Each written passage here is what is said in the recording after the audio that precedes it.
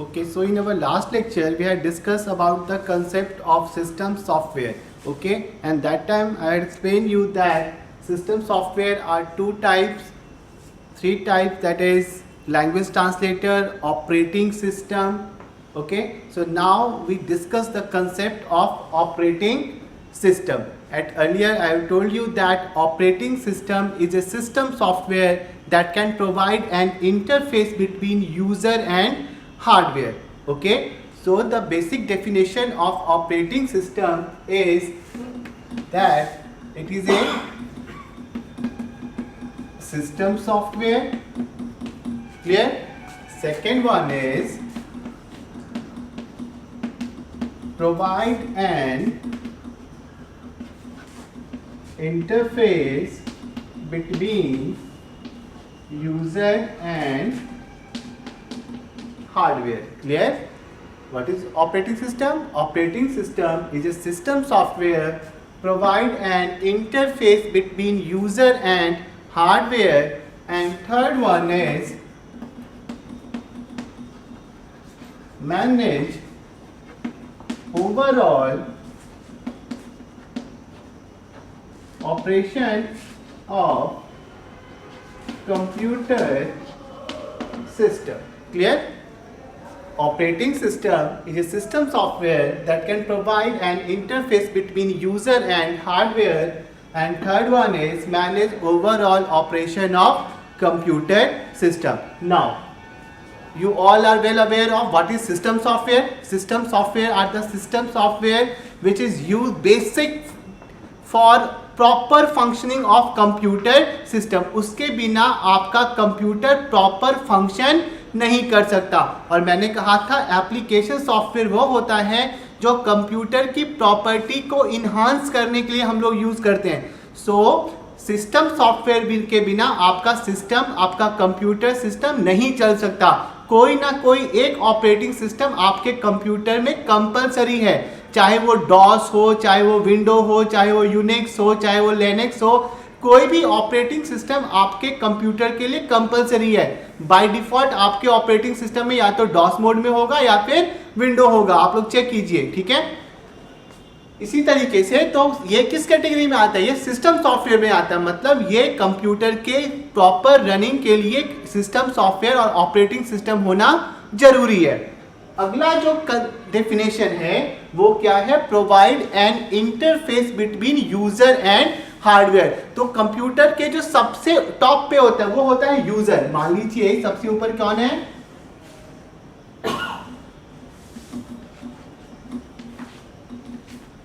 कौन हो गया? यूजर. ठीक है, यूजर किससे इंटरेक्ट करेगा?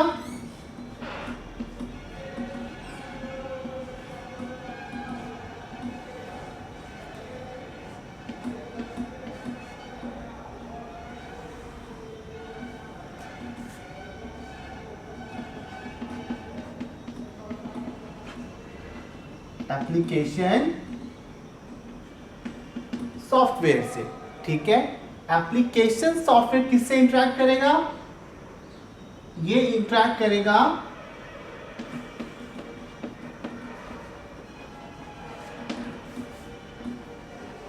ऑपरेटिंग सिस्टम से. और इसके नीचे कौन होगा? सबसे नीचे होगा आपका हार्डवेयर. तो यूजर कंप्यूटर के हार्डवेयर से डायरेक्टली इंटरेक्ट नहीं कर सकता. तो कंप्यूटर के हार्डवेयर को इंटरेक्ट करवाने के लिए, मतलब इंटरफेस प्रोवाइड करवाने के लिए हमें क्या जरूरत पड़ेगा? हमें एक या तो ऑपरेटिंग सिस्टम की जरूरत पड़ेगी. तो इसीलिए कंप्यूटर में जो सबसे पहला स्टेप होता है वो होता है booting. Okay, what is booting? Booting is the process of loading an operating system into computer's main memory. जब आप कंप्यूटर को स्टार्ट करते हैं तो पहला प्रोसेस होता है post. Always remember that is called post. Post का फुल फॉर्म होता है पावर ऑन सेल्फ टेस्ट. जब आप कंप्यूटर को पावर सप्लाई ऑन करते हैं तो कंप्यूटर अपने सारे इक्विपमेंट को पावर सप्लाई करता है, जिसको हम लोग बोलते हैं post, power on self test. जब आप लोग पावर सप्लाई करेंगे तो उसके बाद जो अगला स्टेप होगा वो होगा बूटिंग का प्रोसेस होता है। मतलब जो टाइम लगता है, कंप्यूटर आप लोग स्टार्ट करते हैं तो देखते होंगे कि आपका ऑपरेटिंग सिस्टम कुछ टाइम लेता है कंप्यूटर में लोड होने के लिए। एक बल्ब की तरह नहीं जलता है, स्विच ऑन किया और आपका डिस्प्ले आपके स्क्रीन पे आ जाएगा। They take some time. वो टाइम इसलिए लेता है क्योंकि आपका ऑपरेटिंग सिस्टम आपके कंप्यूटर में लोड होता है। इसीलिए हम लोग कहते हैं कि कंप्यूटर को शट डाउन कीजिए, डायरेक्ट स्विच ऑफ मत कीजिए, वरना कंप्यूटर का या हार्ड डिस्क आपका करप्ट हो जाएगा। इसलिए क्योंकि फिर जब आप स्विच ऑफ करते हैं तो उस टाइम कंप्यूटर का ऑपरेटिंग सिस्टम कंप्यूटर के मेन मेमोरी से फिर से वो कंप्यूटर के हार्ड डिस्क में स्टोर हो जाता है। और जब आप कंप्यूटर को ऑन करते हैं तो कंप्यूटर के हार्ड डिस्क से कंप्यूटर का ऑपरेटिंग सिस्टम कंप्यूटर के मेन मेमोरी में लोड होता है। तो उस प्रोसेस को क्या बोलते हैं? उस प्रोसेस को बोलते हैं booting. Okay, so booting is the process of loading an operating system into computers main memory. उसके बिना आपका कंप्यूटर काम नहीं करेगा। मतलब जब भी आप कंप्यूटर ऑन करेंगे तो जो सबसे पहला प्रोसेस होगा वो क्या होगा? बूटिंग का होगा। बूटिंग का मतलब होता है कि कंप्यूटर के मेन मेमोरी में कंप्यूटर के ऑपरेटिंग सिस्टम को लोड करना। Okay, so this is called booting. Always remember what is booting. So booting is the process of loading an operating system into computers main memory. Clear to all of you? If you have any doubt about this topic, you can message me personally on my WhatsApp number. Clear? So booting, okay? Clear to all of you? So ये booting जो है वो पता होना चाहिए operating system को समझने के लिए। Now come to back to our original topic, that is operating system. An operating system is a system software provide an interface between user and hardware and manage overall operation of computer system. So operating system computer के hardware को user से interact करवाता है। Clear to all of you? That provide an interface between user and hardware. इसके बाद operating system दो type में बांटा हुआ है। ठीक है, दो टाइप में क्या बांटा हुआ है? ये मतलब आप ये समझिए कि एक ये जर्नी है। पहले ब्लैक एंड व्हाइट पिक्चर्स आती थी, ठीक है, कुछ ब्लैक एंड व्हाइट का कंसेप्ट था। उसके बाद आप लोग देखें कितना मॉडिफिकेशन आ गया और कितने एडवांसमेंट आ गया, कितने टच स्क्रीन आ गया, ग्राफिकल यूजर इंटरफेस आ गया।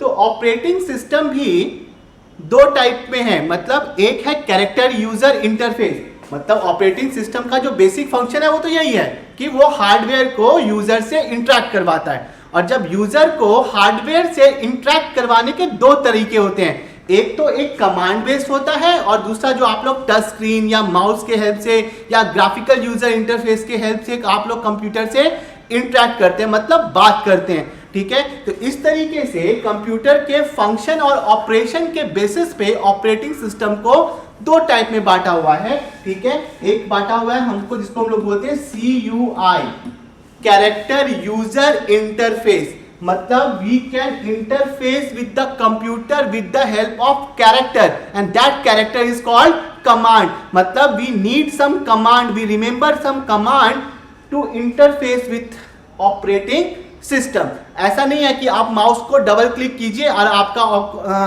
प्रोसेस स्टार्ट हो जाएगा, या कुछ भी आपको कोई टास्क को परफॉर्म करने के लिए आप डायरेक्टली कंप्यूटर से एक्सेस नहीं कर सकते जब तक कि आपको कमांड याद ना हो। तो पहला टाइप क्या है? Character user interface. और दूसरा टाइप क्या है? Graphical user interface. मैंने कहा ना कि ये बेसिक क्या है? Provide an interface between user and hardware. तो यूजर और हार्डवेयर के बीच में इंटरफेस प्रोवाइड करने के लिए हम लोग दो मेथड यूज करते हैं या दो तरीके एडॉप्ट करते हैं। पहला CUI और दूसरा GUI। ये हो गया आपका कैरेक्टर यूजर इंटरफेस और ये हो गया आपका ग्राफिकल यूजर इंटरफेस। मतलब in this type of operating system we interface with an operating system by help of some commands and graphics. Okay, but in this case we should remember command for any operation. तो इसके लिए हमें command की जरूरत पड़ती है और इसका एग्जांपल है DOS। ठीक है, ये ऑपरेटिंग सिस्टम भी आप लोगों के सिलेबस में है। आप लोगों के सिलेबस में विंडो ऑपरेटिंग सिस्टम भी है और डॉस ऑपरेटिंग सिस्टम है। तो दो ऑपरेटिंग सिस्टम पढ़ना है। एक है किसका एग्जांपल है, एक है CUI का एग्जांपल, कैरेक्टर यूजर इंटरफेस का एग्जांपल, और उसका एग्जांपल कौन सा हो गया, DOS. This is called DES operating system. और दूसरा आपको कौन सा ऑपरेटिंग सिस्टम पढ़ना है, दूसरा ऑपरेटिंग सिस्टम पढ़ना है आपको विंडो। ठीक है, so window operating system is an example of graphical user interface and DOS is example of character user interface. So what is the basic difference between these two?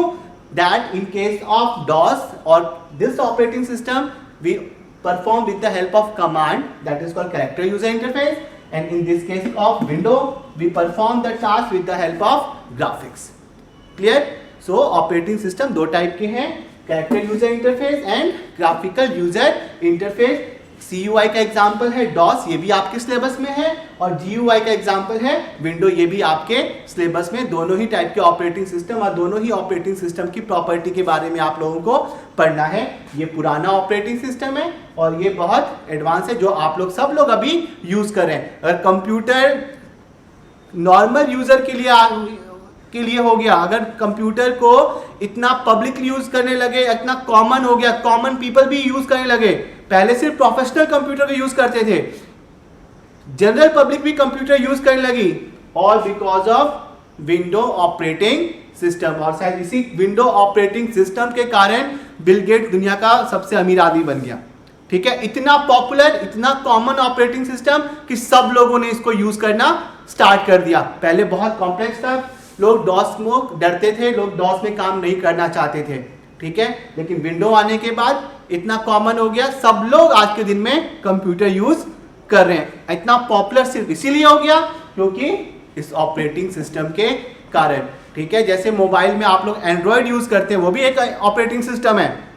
ठीक है, तो mobile Android इतना popular हो गया क्योंकि उसका interface इतना simple था, लोगों ने को बहुत आसानी से वो समझ आने लग गया, लोगों को मजा आने लगा उसमें काम करने में। इसी तरीके से विंडो ऑपरेटिंग सिस्टम में भी लोगों को काम करने के तरीके को बहुत आसान बना दिया, और जो भी तरीका आसान होता है लाइफ में लोग उसको अडॉप्ट करते हैं। ठीक है, जिस लैंग्वेज में आपको लिखने में कन्वीनियंस होता है आप लोग उसको अडॉप्ट करते हैं। तो ये सच में कंप्यूटर के इंटरफेस को इतना सिंपल कर दिया कि सारे कॉमनर्स जो थे वो इस ऑपरेटिंग सिस्टम को यूज करने लग गए। ठीक है, इन दोनों ऑपरेटिंग सिस्टम की प्रॉपर्टी के बारे में हम लोग पढ़ेंगे। पहले ये देखिए कि what are the task perform by the operating system, कि आपका ऑपरेटिंग सिस्टम आपके कंप्यूटर में कौन कौन से टास्क को परफॉर्म करता है। So let discuss the task perform by operating system in your computer system. We say that it manage overall operation of computer system. Ultimately computer का कोई भी टास्क हो, in any how it is related with the operating system. ऐसा कोई भी task नहीं है जो ऑपरेटिंग सिस्टम से रिलेटेड ना हो। मतलब अल्टीमेटली सारा का सारा कंट्रोलिंग किसके पास है, ऑपरेटिंग सिस्टम के पास। तो process management, processor management, scheduling, security, memory, network management, everything is managed by their operating system. So कौन से कंप्यूटर की कितनी कैपेबिलिटी होगी, वो कितने कैसा काम को परफॉर्म कर सकता है, it's all based on operating system. ठीक है, अगर आप एक छोटी सी गाड़ी में ट्रक के टायर को लगा दीजिए तो कंपेटेबल नहीं होगा। सो प्रॉपर मैनेज जरूरी है, दोनों चीज में एक अच्छा कोऑर्डिनेशन होना बहुत जरूरी है। तो इसीलिए आपके कंप्यूटर का परफॉर्मेंस सिर्फ प्रोसेसर पर डिपेंड नहीं करता। ठीक है, आप अगर अपने i7 प्रोसेसर में या i10 प्रोसेसर में DOS ऑपरेटिंग सिस्टम में काम करेंगे तो वो उतना ही काम करेगा जितना कि DOS की कैपेबिलिटी होगी। उससे प्रोसेसर का कोई मतलब नहीं है कि आपका प्रोसेसर बहुत ही एडवांस है और आपका ऑपरेटिंग सिस्टम बहुत ही आउटडेटेड है। तो एक प्रॉपर ऑपरेटिंग सिस्टम होना मतलब हार्डवेयर भी कंपेटिबल होना चाहिए और ऑपरेटिंग सिस्टम भी कंपेटिबल होना चाहिए। तो दोनों ही ये बीच में अच्छा कोऑर्डिनेशन होगा तभी एक प्रॉपर फंक्शन होगा। आपका प्रोसेसर बहुत एडवांस है और ऑपरेटिंग सिस्टम बहुत आउटडेटेड है, तब भी बात नहीं बनेगी। और आपका ऑपरेटिंग सिस्टम आप विंडो 10 यूज कर लीजिए और आपका प्रोसेसर जो है वो सिंगल कोर प्रोसेसर होगा, तो भी उसमें बात नहीं बनेगी, उसमें काम नहीं हो पाएगा। तो हार्डवेयर और सॉफ्टवेयर दोनों का ही अपडेशन होना बहुत जरूरी है। So now discuss the task perform by operating system. What kind of task perform by operating system? Look,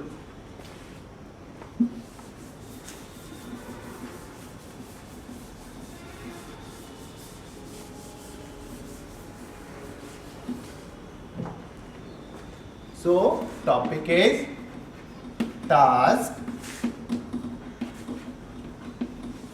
performed by operating system.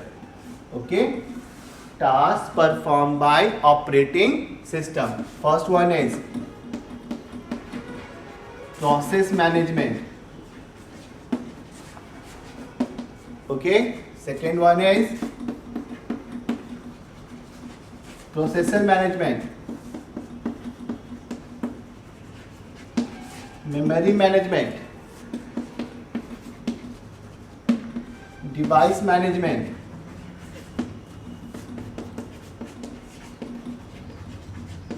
network management,